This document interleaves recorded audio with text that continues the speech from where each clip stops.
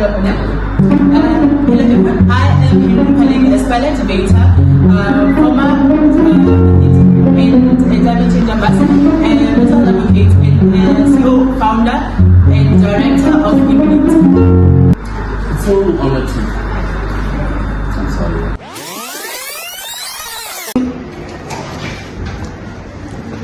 Welcome back to the second episode of Primetime Friends. Today's topic at hand is climate change. You are here with your presenters Bula, Goody, and our filmer, Mrs. Phantom. yes. Now we are going to give an interview, and our interviewee is... Please subscribe, like and share our videos for more content. Hello everyone, I am HENRY PHALENG. I am a speller, a debater, a poet, and an athlete. I am a mental health advocate. I am the CEO and founder of Emotional and Mental Health Organization, now EMINIT. I am also a UN climate change ambassador. We're so honored to have you on the show. Can I please ask you a few questions about our climate change? Well, definitely. So, what are your current thoughts about the abnormal weather patterns? My current thoughts about abnormal weather patterns is that they are alarming and concerning. Climate change is a real phenomenon in our society, and it is being felt globally. It is an impact globally, and the rising temperatures and climate change, climate precipitation patterns and indicative that we should also, as the youth, we should stand up and act against climate change, to combat climate change. Okay. So, how long do you think this climate change is going to stay? How long can I say? I am predicting how long this climate change patterns will, or this weather patterns will last is challenging because we cannot predict the future. But however, without significant reductions in gas emissions, the causes of climate change. Yes. Without those reductions, we cannot. Say it will be lessened. But however, climate change, as long as climate change disruptions are there, Yes. we can say they are likely to intensify. The weather patterns are likely to intensify. Yes. Also, what are the specifics about this global leader summit? The specifics of this global leader summit is that it was a leadership summit in Asia. Yes.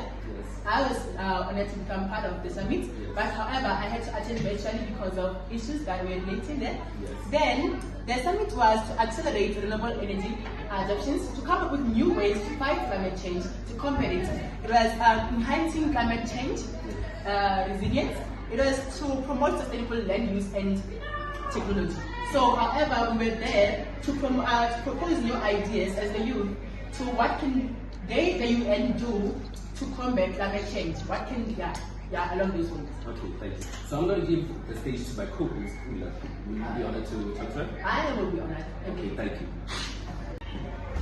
So, Henry, I'm Bula, as I mentioned before, and I would like to continue this interview on a good note, right?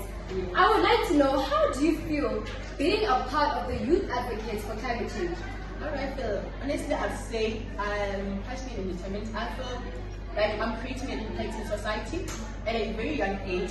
Seeing the effects of climate change is very saddening. Climate change effects are very saddening. Ecosystems are collapsing, animals are going extinct, a lot of people are dying. Climate change has a lot of impact on us as humans. It deprives us of our human rights. It doesn't only affect the environment, it also affects human rights and economic stability.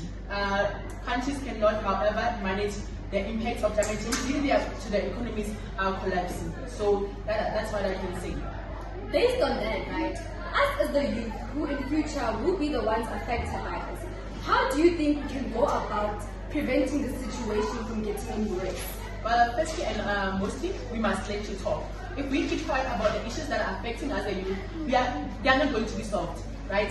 Nobody's going to stand up and fight for us. We must stand up and fight for ourselves. So I think that we must implement policy changes. We must ask the government, actually not us, we must force the government to implement policy changes and legislation that supports renewable energy and stability to combat climate change. Secondly, I'd say we must create community initiatives and grassroots movements. We must gather as the youth at a certain point and say, no, today enough is enough. Let us do this, this, and this to combat this issue of climate change. Thirdly, I'll say, as an individual, we must take actions to combat climate change. We must take actions like reducing waste. Waste, people throw stuff around, but as an individual, then we go around and say, today I'm going to doing something like, I'm going to be picking up the waste around my area. That will make an impact. You are stepping up as a leader, as a youth representative. You are stepping up. And concerning water and using public transport, every day how many cars are on the road and all that. That gets emissions from the cars, and that contributes to climate change. But if we say, today I'm leaving my car in the house and I'm going to use public transport, I think that's something that can be solved. That's something it can be a solution also. As they say, no man is an island, as you've heard. We have to work together in order to improve the situation in which we are in. Now, I would like to ask another question.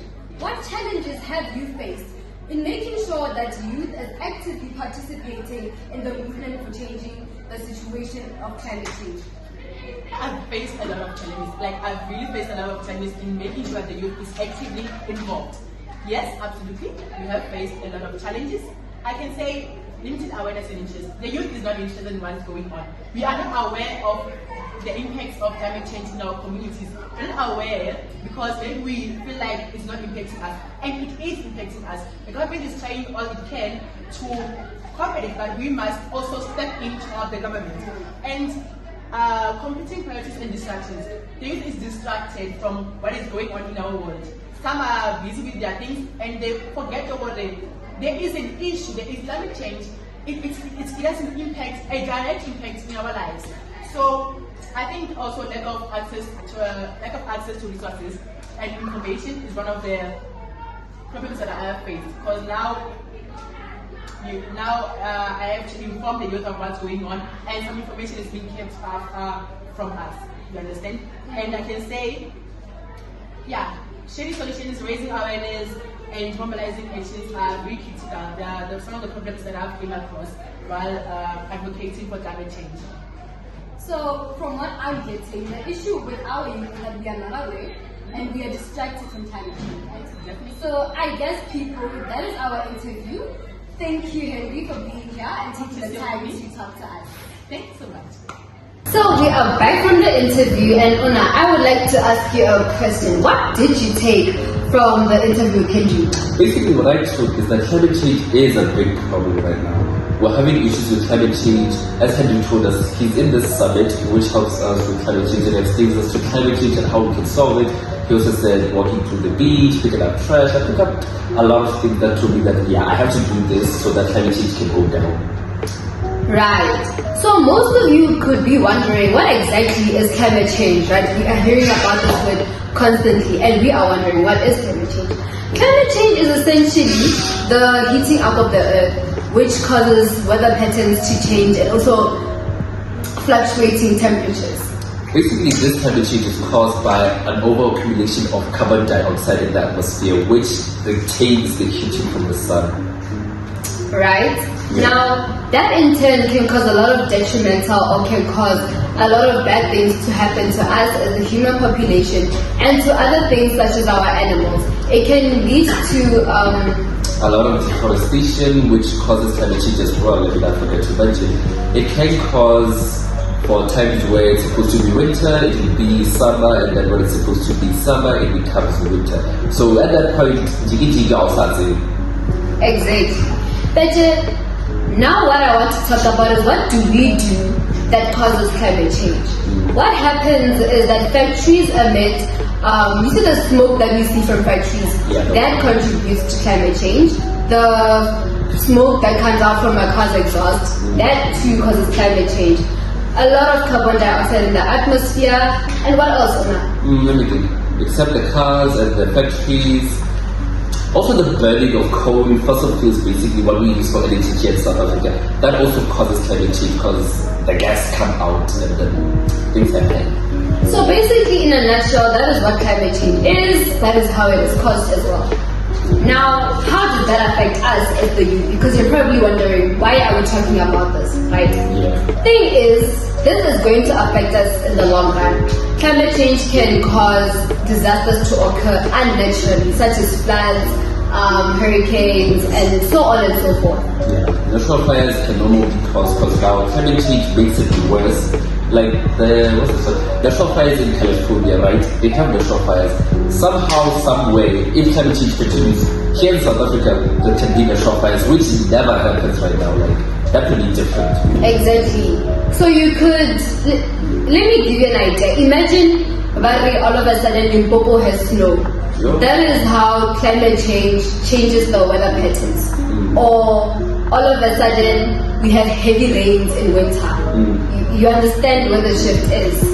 That is very dangerous for us as well.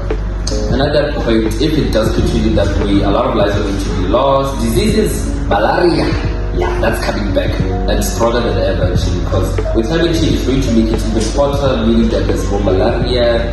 So it's going to be a lot of people who are going to die from malaria, because although we do have a cure, we don't have enough of it to supply a lot of the people on this earth. So it's going to be a difficult time. Now, it is a topic that has started recently or 5 years back. Yeah, 5 years. Basically, it is a topic that is talked about currently, right? Yeah. And it will still be talked about if we do not do anything to change it as the youth. And because we are growing up, this is going to affect us more as we become adults, right? It's going to be a topic in which we will start being serious about.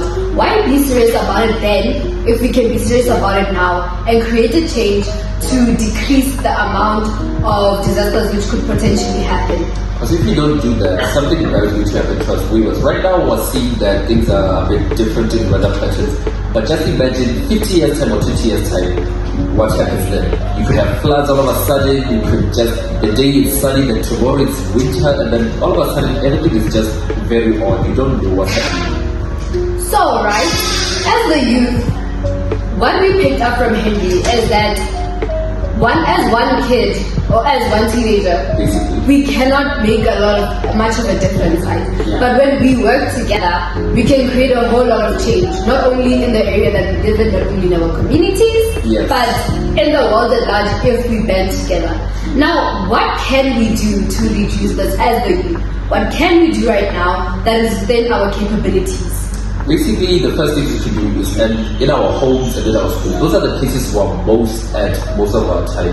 So basically at home, like usually since we use electricity for everything we do, like use less of it. When you're in a room and you know it's like the sun out, just turn off the light, don't keep it on. When your phone is like on low battery, don't charge it when it's like 15, 20, maybe like when it's like 20, you can charge it then. But like when it's above like 30, you can't charge it, you're just wasting electricity at that point. And then everything is going to radiate so that they burn more coal and everything. So basically we can do that in our homes. And then at school, we can do like picking up trash, making sure that the environment is clean, recycling, guys. We can do that. It's been told, reuse and recycling, guys. We can do that, which can help us so that climate change can go down. I don't want to be in winter shed, no. And another thing that we can try to do is make it fun for us, hey? Yeah. As soon as they start talking about pick up the trash, you are bored, you feel like it's a chore. Yeah. But try making it fun for yourself. Make it a competition with your siblings. Yeah. Make it a competition amongst your family. Make it a rally in your community to do such initiatives, right? Yeah. To make things better for you and people around you. So in that way, you won't feel like it's a chore, something you have to do that's boring. No, it will be like something you are used to doing as a fun task. Like how a lot of us like gaming or doing our fun things, watching Netflix, all that. You can take it as that, doing it as a competition with your family, friends, even the community. In that way, you enjoy doing it and you can also help the environment to lessen climate change. So guys, climate change is our topic from Primetime Friends Controversial. We'll see you in the next episode. Bye.